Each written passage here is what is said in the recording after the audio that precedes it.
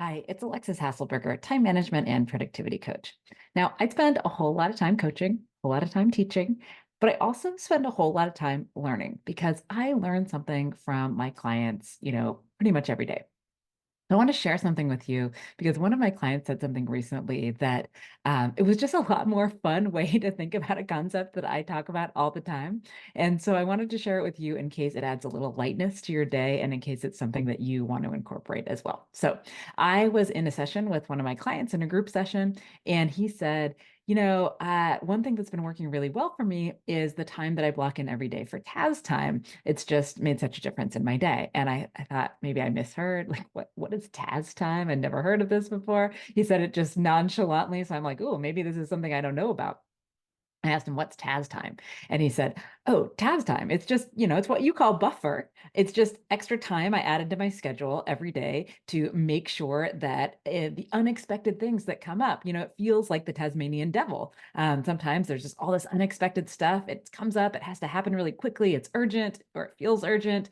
And it feels like, it's just the Tasmanian devil running in and kind of knocking down my schedule and my calendar. And so if I actually build time in for that, what I call buffer, then I feel a whole lot better about my day because I know that I am able to account for the stuff that is going to come up. I don't know what is going to come up. But just like we always talk about, something will, right? We don't know what it is, but something will. That's why we want buffer in our schedules. But I just thought Taz time. I love it. This is such an evocative way to think about it. It sounds a lot better than buffer, right? Taz time. It is also a conversation sparker, right? Because I said, what is this? I need to know about it. And even though it's a concept that I talk about all the time, that I use all of the time, it's a new way of framing it that felt more fun to me, at least, or I have more fun saying it. I mean, doesn't everyone love alliteration? So Taz time sounds a whole lot better than, buffer. Or sometimes when we think about buffer, I think about what are the things I didn't know about yesterday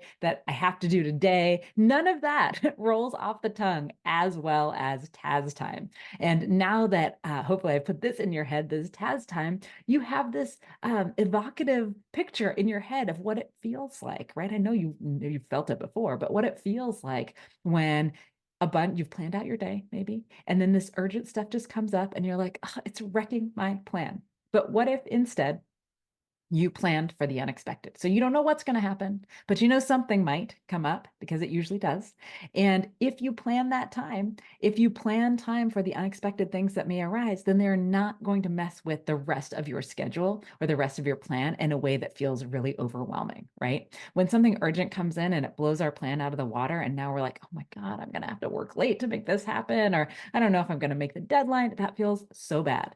But when we put the time in our schedules to plan for that unexpected stuff that's probably going to happen, then we feel a whole lot better about it because it doesn't derail the rest of our day. Now, what happens, you might be wondering, if you don't need that time, right? If you're like, well, nothing unexpected came up, and so now I just have this hole in my calendar. Well, lucky you, right? Because the work never ends. There's always more stuff to do. You could do things that you were planning to do tomorrow during that time. You could maybe even, I don't know, take a nap, do something else with that time, right? There are a lot of things that you could do with that time. I am sure you will not be wanting for things to do. You might just want to clear out your inbox or get ahead of your Slack or something like that. But there will always be things to do. So we never need to worry that, oh, well, what if I schedule that time and then nothing comes up? Something will either come up or you will be in a better position than you would have been otherwise. So we can thank my client for coining this Taz time. I now think about it in my head as Taz time instead of buffer. And I hope that you might have found this fun and that you might want to do the same. Now, if you call this something else, let me know what you call it. Give me a name in the comments about what you call this time. I would love to have some rivals out there for Taz time. All right. And if you like this kind of content and you want to see it again, please make sure to like and subscribe. Like so that I know you liked it and we'll make more content like this. Subscribe so that you won't miss a thing. What's up guys, video editor here. I just want to thank you for watching this video. Make sure to like and subscribe, as only 13.9% of you guys are actually subscribed.